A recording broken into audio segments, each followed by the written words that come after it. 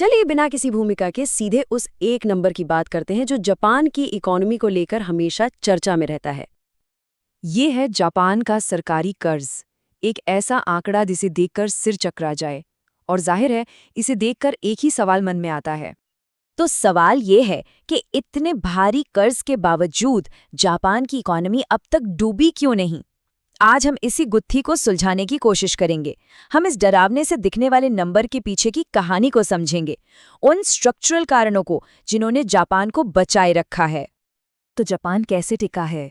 इस कर्ज की सच्चाई क्या है? देखिए, इसे समझने के लिए सबसे पहले एक बहुत बड़ा फर्क समझना होगा। एक ऐसा फर्क जो पूरी तस्वीर ही बदल देता है। अक्सर लोग एक बहुत बड़ी गलती करते हैं।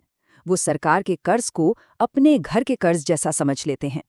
पर सच तो ये है कि दोनों में जमीन आसमान का फर्क है। एक सरकार जो अपनी करेंसी खुद छापती है, उसके लिए नियम बिल्कुल अलग होते हैं। अच्छा, अब सबसे दिलचस्प बात, ये जो इतना बड़ा कर्ज है, ये आखिर लिया किससे गया है?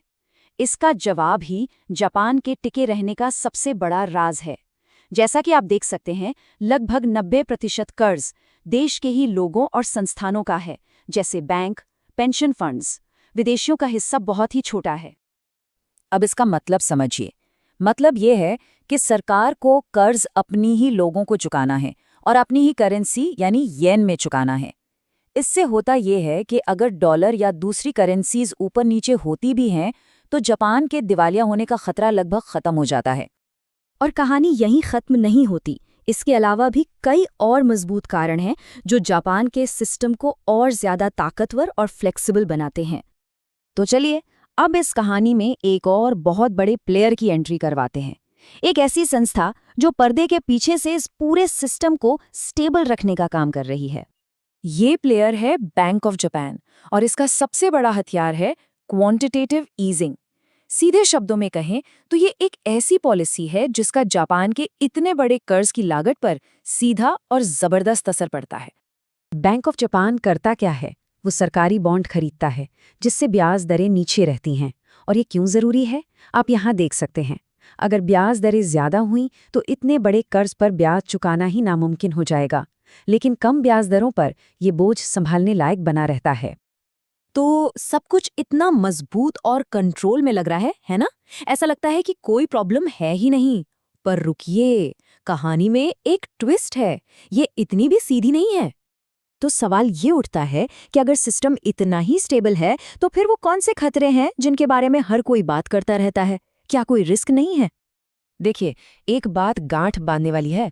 डूबा नहीं का मतलब ये नहीं कि कोई खतरा नहीं। ये जो ढांचा आज काम कर रहा है ना, इसकी कोई गारंटी नहीं है कि ये हमेशा काम करता रहेगा। आज की ये स्थिरता कुछ खास कंडीशंस पर टिकी है जो बदल भी सकती हैं। तो वो खतरे क्या हैं? ये हैं वो कुछ बड़े रिस्क जो भविष्य में इस बहुत ही नाजुक बैलेंस को बिगाड़ सकते हैं।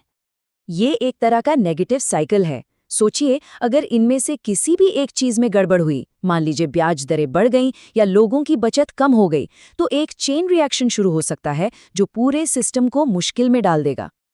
तो अब हम आते हैं सबसे जरूरी सवाल पर, आगे क्या होगा? हमें आज की स्टेबिलिटी और कल के चैलेंजेस के बीच के बैलेंस को समझना होगा। पूरी बात का सार इस टेबल में है। एक तरफ वो कारण हैं जिनकी वजह से जापान आज टिका हुआ है। कर्ज घरेलू है, अपनी करेंसी में है और सेंट्रल बैंक का सपोर्ट है। और दूसरी तरफ हैं भविष्य के खतरे, बढ़ती ब्याज दरें, घटती बचत और बाजार का भरोसा खोने का डर। तो आगे का रास्ता क्या है? देखिए, इसके लिए कोई जादू की छड़ी नहीं है। रास्ता एक ही है, लगातार कोशिश करते रहना। मतलब इकोनॉमिक ग्रोथ, जरूरी सुधार और जिम्मेदारी से खर्च करने के बीच एक बैलेंस बनाना होगा, ताकि ये सिस्टम लंबे समय तक चलता रहे। तो कुल मिलाकर जापान के कर्ज की कहानी किसी आने वाले तूफान की नहीं, बल्कि एक बहुत ही बारीकी से मैनेज किए गए बैलेंस की है। एक ऐसा बैलेंस जिस पर लगातार नजर रखनी होगी। और यहीं पर एक बड़ा सवाल खड़ा होता है।